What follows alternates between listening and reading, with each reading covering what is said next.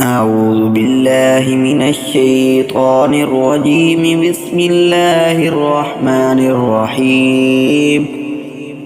تبارك الذي بيده الملك وهو على كل شيء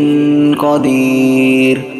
الذي خلق الموت والحياة ليبلوكم أيكم أحسن أملا وهو العزيز الغفور. الذي خلق 7 سماوات طباقا ما ترى في خلق الرحمن من تفاوت فارجع البصر هل ترى من فطور ثم ارجع البصر كرتين ينقلب إليك البصر خاسئا وهو حسير. ولقد زينا السماء الدنيا بمصابيح وجعلناها رجوما للشياطين وأعتدنا لهم عذاب السعير. وللذين كفروا بربهم عذاب جهنم وبئس المصير. إذا ألقوا فيها سمعوا لها شهيقا وهي تفور تكاد تميز من الغيظ كلما ألقي فيها فوج سألهم خزنتها ألم يأتكم نذير قالوا بلى قد جاءنا نذير فكذبنا وقلنا ما نزل الله من شيء إن أنتم إلا في ضلال كبير. وقالوا لو كنا نسمع أو نعقل ما كنا في أصحاب السعير فاعترفوا بذنبهم فسحقا لأصحاب السعير. إن الذين يخشون ربهم بالغيب لهم مغفرة وأجر كبير. وأسروا قولكم أو اجهروا به إنه عليم بذات الصدور. ألا يعلم من خلق وهو اللطيف الخبير. هو الذي جعل لكم الأرض ذلولا فامشوا في مناكبها وكلوا من رزقه وإليه النشور. أأمنتم من في السماء أن يخسف بكم الأرض فإذا هي تمور أم أمنتم من في السماء أن يرسل عليكم حاصبا فستعلمون كيف نذير. ولقد كذب الذين من قبلهم فكيف كان نكير. أولم يروا إلى الطير فوقهم صافات ويقبضن ما يمسكهن إلا الرحمن إنه بكل شيء بصير. أمن هذا الذي هو جند لكم ينصركم من دون الرحمن إن الكافرون إلا في غرور. أمن هذا الذي يرزقكم إن أمسك رزقه بل لجوا في عتو ونفور. أفمن يمشي على وجهه أهدى أمن يمشي سويا على صراط مستقيم. قل هو الذي أنشأكم وجعل لكم السمع والأبصار والأفئدة قليلا ما تشكرون. قل هو الذي ذرأكم في الأرض وإليه تحشرون. ويقولون متى هذا الوعد إن كنتم صادقين. قل إنما العلم عند الله وإنما أنا نذير مبين. فلما رأوه زلفة سيئت وجوه الذين كفروا وقيل هذا الذي كنتم به تدعون. قل أرأيتم إن أهلكني الله ومن معي أو رحمنا فمن يجير الكافرين من عذاب أليم. قل هو الرحمن آمنا به وعليه توكلنا فستعلمون من هو في ضلال مبين. قل أرأيتم إن أصبح ماؤكم غورا فمن يأتيكم بماء معين. أعوذ بالله من الشيطان الرجيم. بسم الله الرحمن الرحيم. ياسين والقرآن الحكيم إنك لمن المرسلين على صراط مستقيم تنزيل العزيز الرحيم لتنذر قوما ما أنذر آباؤهم فهم غافلون لقد حق القول على أكثرهم فهم لا يؤمنون إنا جعلنا في أعناقهم أغلالا فهي إلى الأذقان فهم مقمحون وجعلنا من بين أيديهم سدا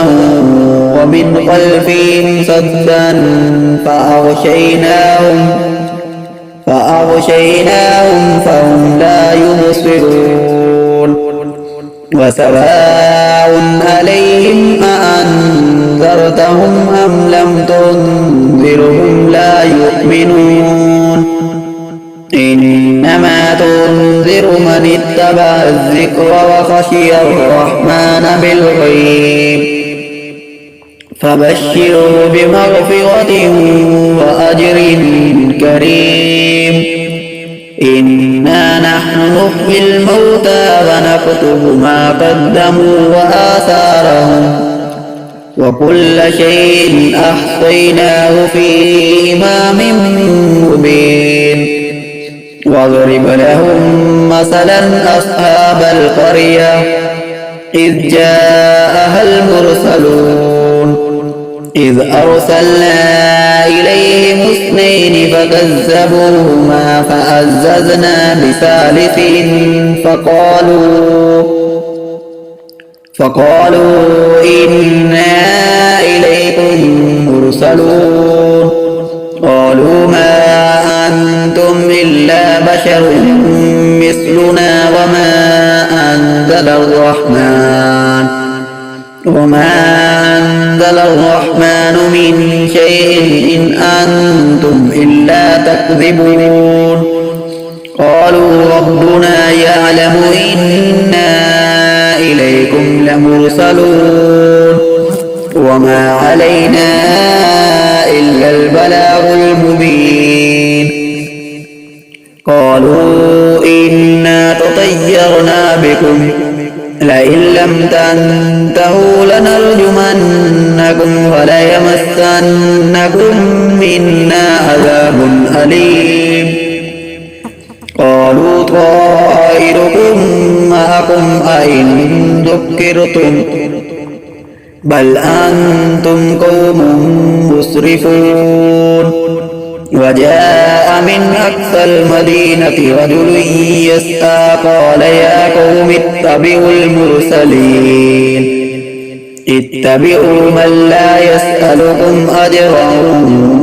وهم مهتدون وما لي لا أعبد الذي فطرني وإليه ترجعون أأتخذ من دونه آلهة إن يردني الرحمن بضر لا تغن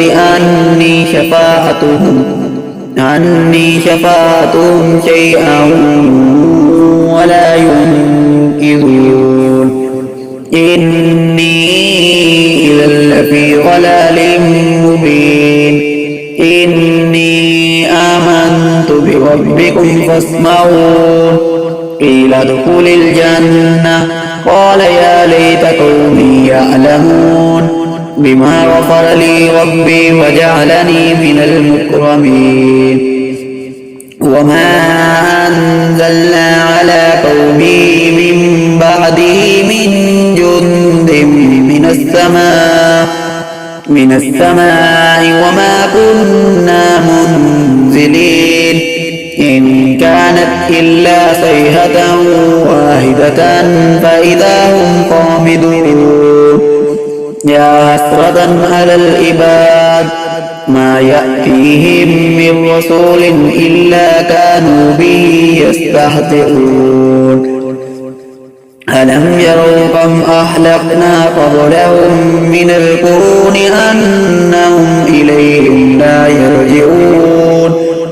وإن كل لما جميع لدينا محضرون وآية لهم الأرض الميتة أحييناها وأخرجنا منها هبا فمنه يأكلون وجعلنا فيها جنات من نخيل وأعناب وفجرنا فيها من العيون ليأكلوا من ثمره وما عملته أيديهم أفلا يشكرون سبحان الذي خلق الأزواج كلها مما تنبت الأرض ومن أنفسهم ومما لا يعلمون وآية لهم الليل نسلخ منه النار فإذا هم مظلمون والشمس تجري لمستقر لها ذلك تقدير العزيز العليم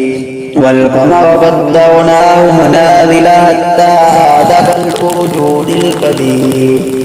لا الشمس ينبغي لها أن تدرك القمر ولا الليل سابق النهار وكل في فلك يسبحون وآية لهم أنا حملنا ذريتهم في الفلك المشحون وخلقنا لهم من مثله ما يركبون وإن نشأ نغرقهم فلا صريخ لهم ولا هم ينقذون إلا رحمة منا ومتاعا إلى حين وإذا قيل لهم اتقوا ما بين أيديكم وما خلفكم لعلكم ترحمون وما تأتيهم من آية من آيات ربهم إلا كانوا عنها معرضين وإذا قيل لهم أنفقوا مما رزقكم الله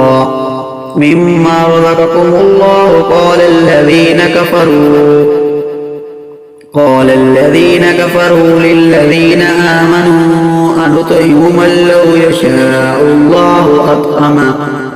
إن أنتم إلا في ضلال مبين ويقولون متى هذا الوعد إن كنتم صادقين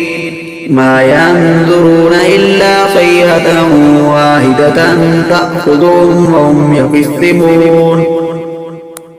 فلا يستطيعون توصية ولا إلى أهلهم يرجعون ونفخ في الصور فإذا هم من الأجداث إلى ربهم ينسلون قالوا يا ويلنا من بعثنا من مرقدنا هذا ما وعد الرحمن وصدق المرسلون إن كانت إلا صيحة واحدة فإذا هم جميع لدينا محضرون فاليوم لا تظلم نفس شيئا ولا تجزون إلا ما كنتم تعملون إن أصحاب الجنة اليوم في شغل فاكهون هم وأزواجهم في ظلال على الأرائك متكئون لهم فيها فاكهة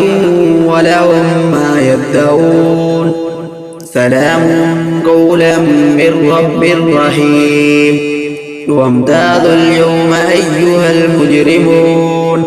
ألم أعهد إليكم يا بني آدم ألا تعبدوا الشيطان إنه لكم عدو مبين وأن اعبدوني هذا صراط مستقيم ولقد أضل منكم جبلا كثيرا أفلم تكونوا تأكلون هذه جهنم التي كنتم توعدون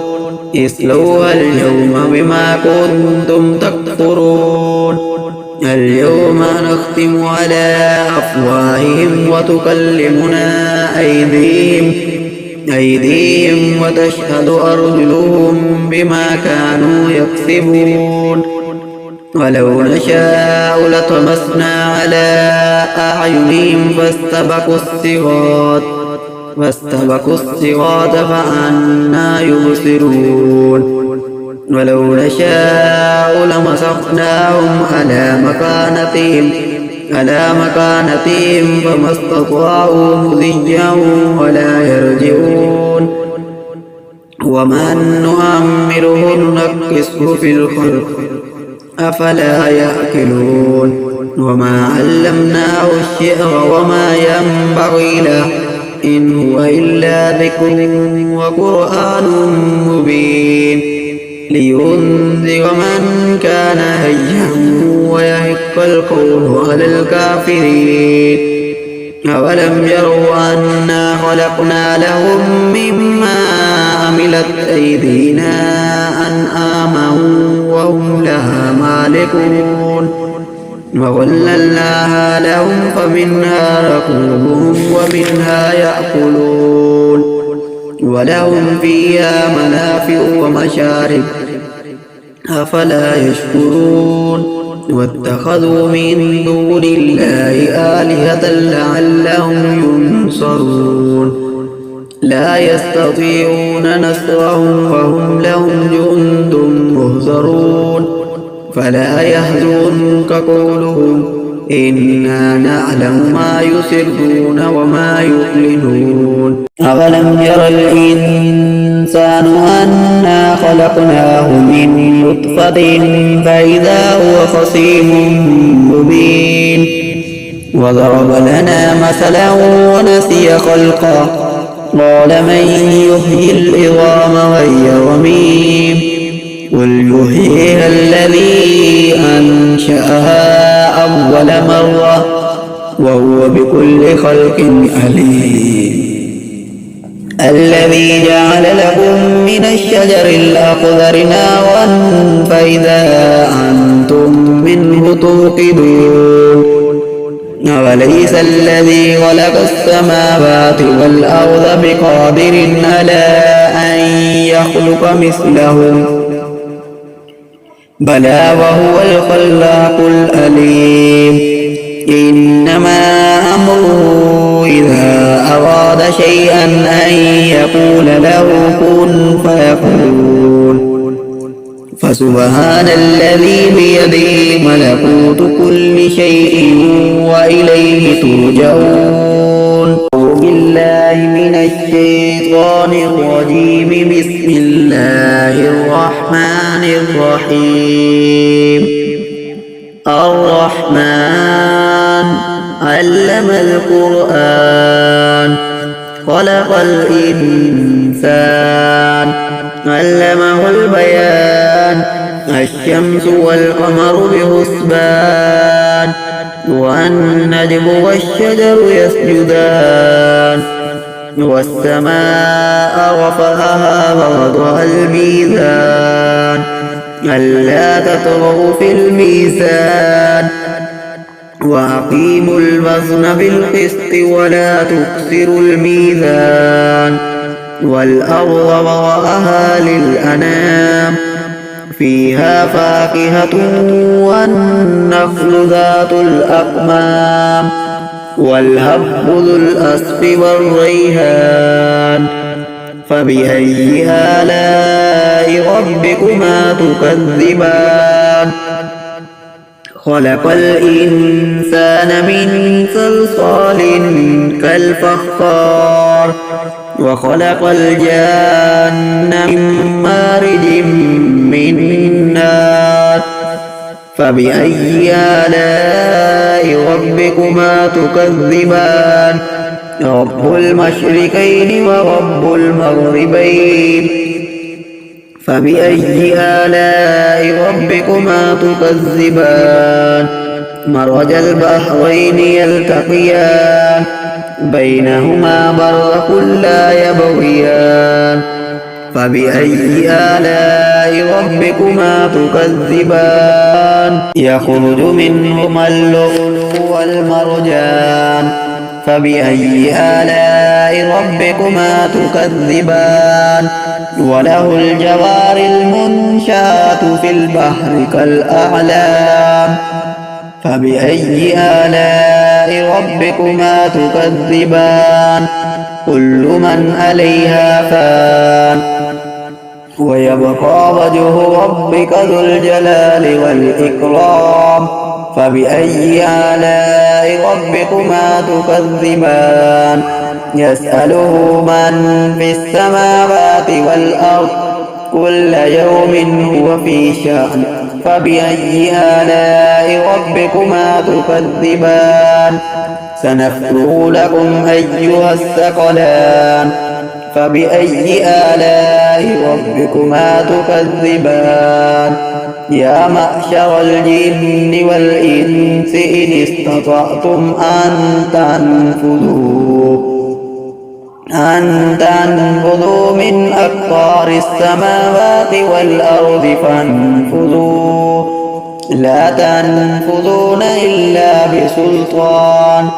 فبأي آلاء ربكما تكذبان يرسل عليكما شواظ من نار ونحاس فلا تنتصران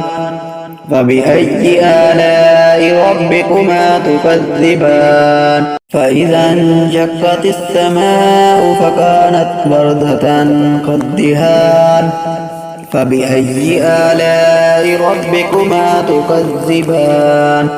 فيومئذ لا يسأل عن ذنبه إنس ولا جان فبأي آلاء ربكما تكذبان يعرف المجرمون بسيماهم فيؤخذ بالنواصي والأقدام فبأي آلاء ربكما تكذبان هذه جهنم الذي يكذب بها المجرمون يطوفون بينها وبين حميم آن فبأي آلاء ربكما تكذبان ولمن خاف مقام ربه جنتان فبأي آلاء ربكما تكذبان ذواتا أفنان فبأي آلاء ربكما تكذبان فيهما عينان تجريان فبأي آلاء ربكما تكذبان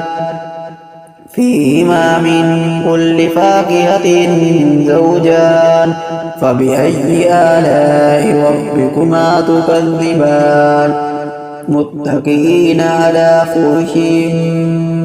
بطائنها من استبرق وجنى الجنتين دان فبأي آلاء ربكما تكذبان فيهما من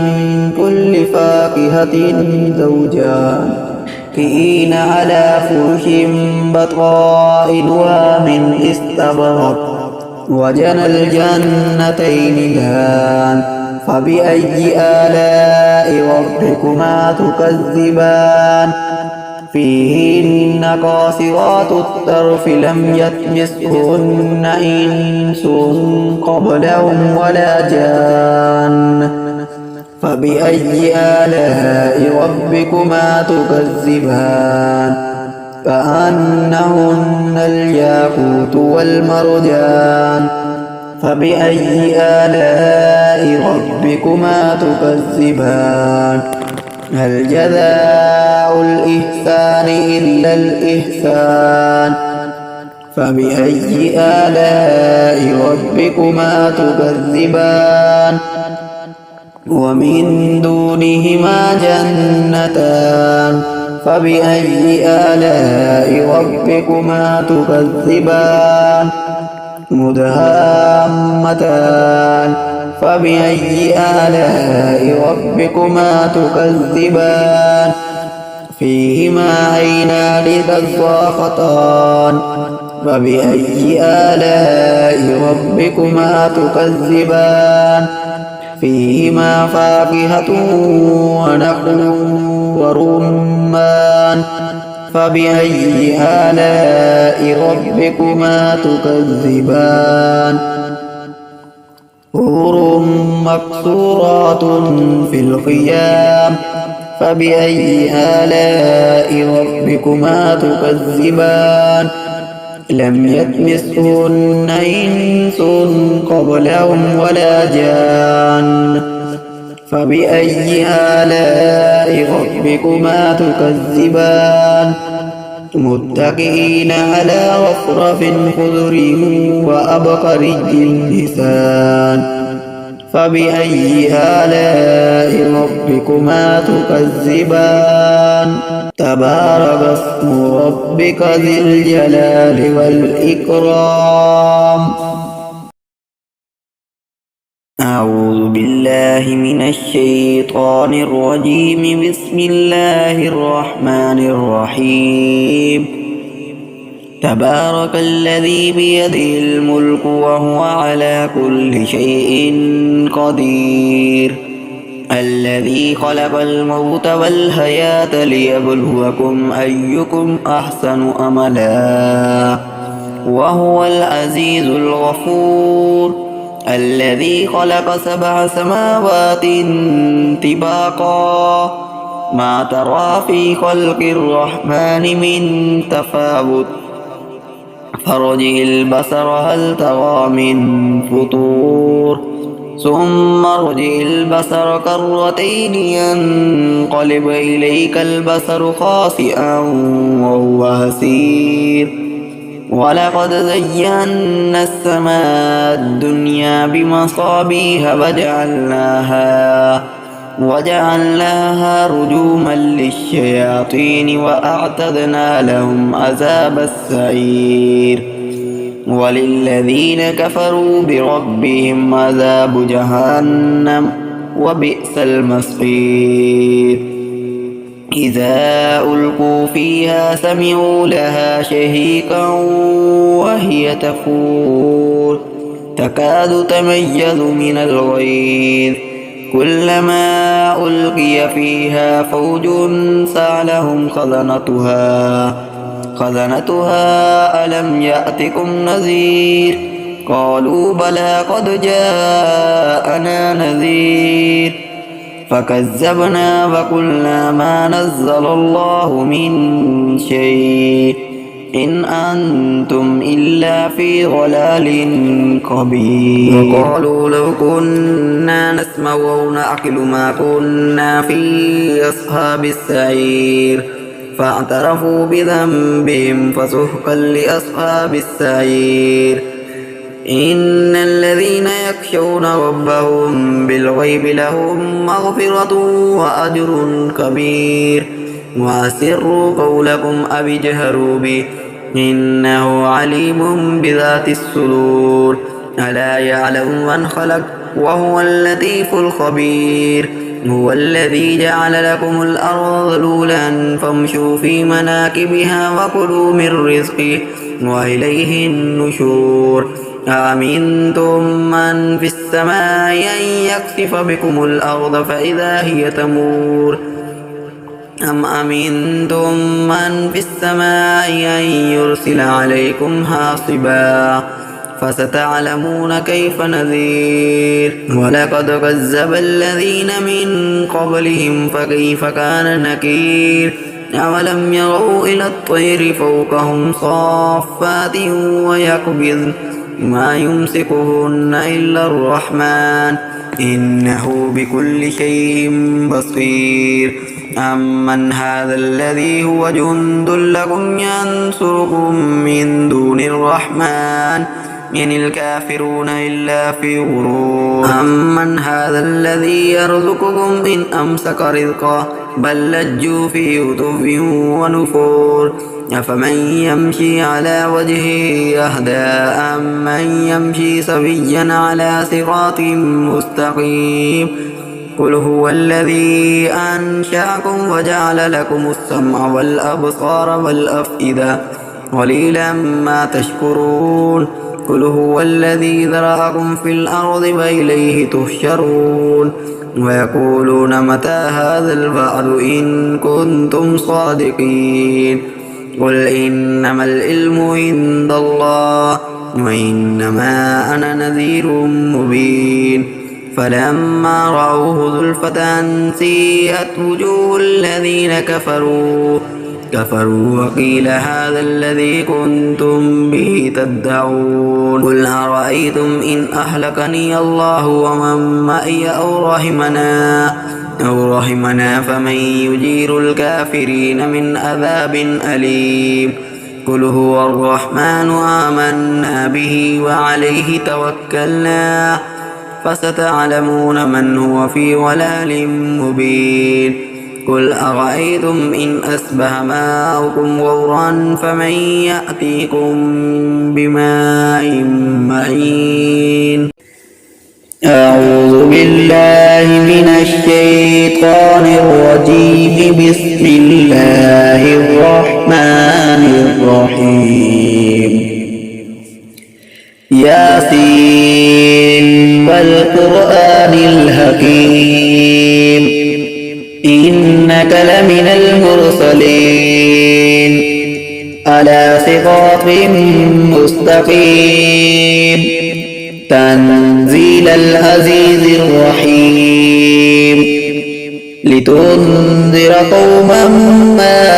أنذر آباؤهم فهم غافلون لقد حق القول على أكثرهم فهم لا يؤمنون إنا جعلنا في أعناقهم أغلالا فهي إلى الأذقان فهم مقمحون وجعلنا من بين أيديهم سدا ومن خلفهم سدا فأغشيناهم فهم لا يبصرون وسواء عليهم أأنذرتهم أم لم تنذرهم لا يؤمنون إنما تنذر من اتبع الذكر وخشي الرحمن بالغيب فبشروا بمغفرة وأجر كريم إنا نحن نحيي الموتى ونكتب ما قدموا وآثارهم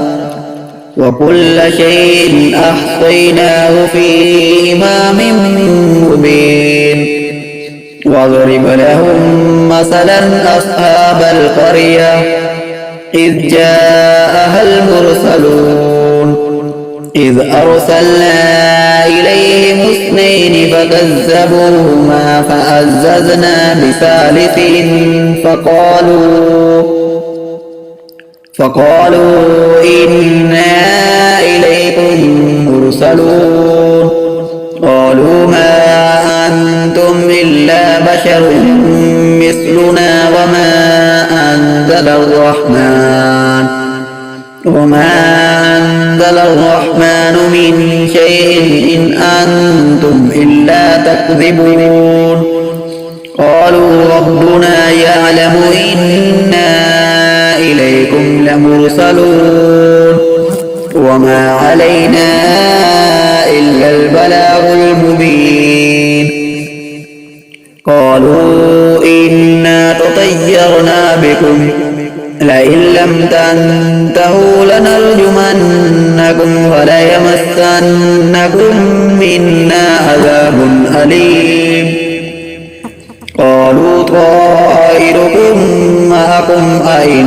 ذكرتم بل أنتم قوم مسرفون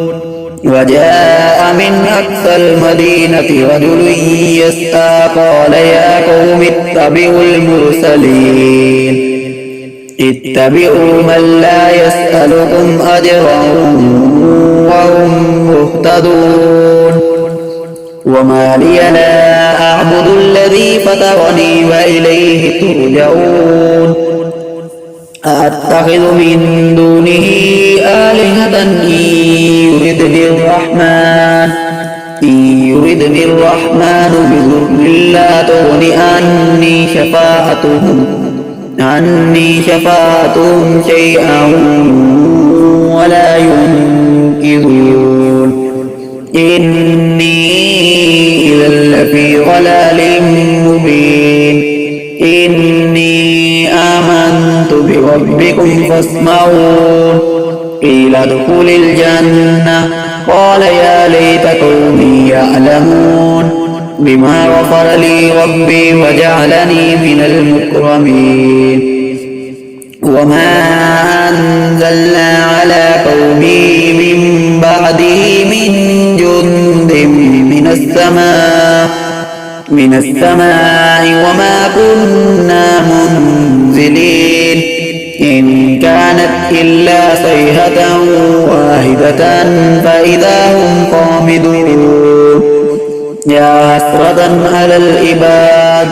ما يأتيهم من رسول إلا كانوا به يستهزئون ألم يروا كم أهلكنا قبلهم من القرون أنهم إليهم لا يرجعون وإن كل لما جميع لدينا منظرون وآية لهم الأرض الميتة أحييناها وأخرجنا منها هبا فمنه يأكلون وجعلنا فيها جنات من نخيل وأعناب وفجرنا فيها من العيون ليأكلوا من ثمره وما عملته أيديهم أفلا يشكرون سبحان الذي خلق الأزواج كلها مما تنبت الأرض ومن أنفسهم ومما لا يعلمون وآية لهم الليل نسلخ منه النار فإذا هم مظلمون والشمس تجري لمستقر لها ذلك تقدير العزيز العليم والقمر قدرناه منازل حتى عاد كالأرجون القديم لا الشمس ينبغي لها أن تدرك القمر ولا الليل سابق النهار وكل في فلك يسبحون وآية لهم أنا حملنا ذريتهم في الفلك المشحون وخلقنا لهم من مثله ما يركبون وإن نشأ نغرقهم فلا صريخ لهم ولا هم ينقذون إلا رحمة منا ومتاعا إلى حين وإذا قيل لهم اتقوا ما بين أيديكم وما خلفكم لعلكم ترحمون وما تأتيهم من آية من آيات ربهم إلا كانوا عنها معرضين وإذا قيل لهم أنفقوا مما رزقكم الله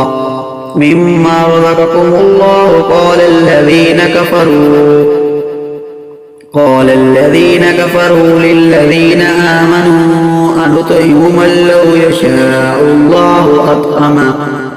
إن أنتم إلا في ضلال مبين ويقولون متى هذا الوعد إن كنتم صادقين ما ينظرون إلا صيحة واحدة تأخذهم وهم يخصمون فلا يستطيعون توصية ولا إلى أهلهم يرجعون ونفخ في الصور فإذا هم من الأجداث إلى ربهم ينسلون قالوا يا ويلنا من بعثنا من مرقدنا هذا ما وعد الرحمن وصدق المرسلون إن كانت إلا صيحة واحدة فإذا هم جميع لدينا محضرون فاليوم لا تظلم نفس شيئا ولا تجزون إلا ما كنتم تعملون إن أصحاب الجنة اليوم في شغل فاكهون هم وأزواجهم في ظلال على الأرائك متكئون لهم فيها فاكهة ولهم ما يدعون سلام قولا من رب رحيم وامتازوا اليوم أيها المجرمون ألم أعهد إليكم يا بني آدم ألا تعبدوا الشيطان إنه لكم عدو مبين وأن اعبدوني هذا صراط مستقيم ولقد أضل منكم جبلا كثيرا أفلم تكونوا تأكلون هذه جهنم التي كنتم توعدون اصلوها اليوم بما كنتم تكفرون اليوم نختم على أفواههم وتكلمنا أيديهم وتشهد أرجلهم بما كانوا يكسبون ولو نشاء لطمسنا على أعينهم فاستبقوا الصراط فأنى يبصرون ولو نشاء لمسخناهم على مكانتهم فما استطاعوا مضيا ولا يرجعون ومن نؤمره ننكسه في الخلق أفلا يأكلون وما علمناه الشعر وما ينبغي له إن هو إلا ذكر وقرآن مبين لينذر من كان حيا ويحق القول على الكافرين أولم يروا أنا خلقنا لهم مما عملت أيدينا أنعاما وهم لها مالكون وظللناها لهم فمنها ركوبهم ومنها يأكلون ولهم فيها منافع ومشارب أفلا يشكرون واتخذوا من دون الله آلهة لعلهم ينصرون لا يستطيعون نصرهم وهم لهم جند مهزرون فلا يحزنك قولهم إنا نعلم ما يسرون وما يعلنون أولم ير الإنسان أنا خلقناه من نطفة فإذا هو خصيم مبين وضرب لنا مثلا ونسي خلقه قال من يحيي العظام وهي رميم قل يحييها الذي أنشأها أول مرة وهو بكل خلق عليم الذي جعل لكم من الشجر الأخضر نارا فإذا أنتم منه توقدون أوليس الذي خلق السماوات والأرض بقادر على أن يخلق مثلهم بلى وهو الخلاق العليم إنما أمره إذا أراد شيئا أن يقول له كن فيكون فسبحان الذي بيده ملكوت كل شيء وإليه ترجعون أعوذ بالله من الشيطان الرجيم بسم الله الرحمن الرحيم الرحمن علم القرآن خلق الإنسان علمه البيان الشمس والقمر بحسبان والنجم والشجر يسجدان والسماء رفعها ووضع الميزان ألا تطغوا في الميزان وأقيموا الوزن بالقسط ولا تكسروا الميزان والأرض وضعها للأنام فيها فاكهة والنخل ذات الأكمام والهب ذو الأصف والريحان فبأي آلاء ربكما تكذبان خلق الإنسان من صلصال كالفخار وخلق الجان من مارج من نار فبأي آلاء ربكما تكذبان رب المشرقين ورب المغربين فبأي آلاء ربكما تكذبان مرج البحرين يلتقيان بينهما برزخ لا يبغيان فبأي آلاء ربكما تكذبان يخرج منهما اللؤلؤ والمرجان فبأي آلاء ربكما تكذبان